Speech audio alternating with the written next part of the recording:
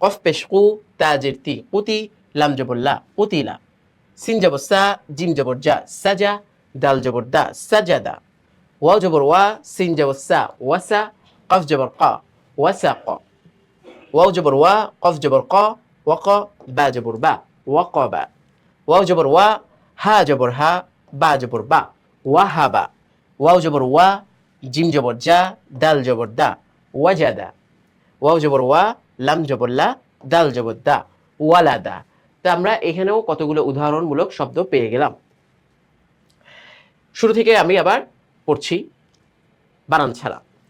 তো কদার, করিআ, ফাআলা, আলাক, আমিলা, আলিমা, আবাসা, Adalah, cassava, কাতাবা, কাফার, কারুমা, তারকা, কুতিলা, সাজাদা, ওয়াসাক, ওয়াকাবা, ওয়াহাবা, ওয়াজাদা, ওয়ালাদা।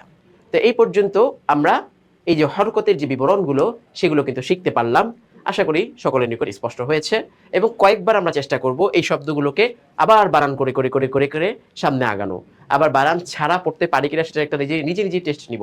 আর নিজে যদি টেস্ট নিতে না পারি অন্যকে বলবো যে এমন কেউ আছে যে সামনে যে তোমার কায়দাগুলো পারে, শব্দগুলো বুঝে, তা তাকে বলা, ভাই দেখো তো আমার পড়াটা হয় কিনা, দেখো তো আমার এই বানানটা ঠিক আছে কিনা, এইভাবে নিজের জন্য চেষ্টা করা, অনুশীলনে নিয়ে আসা।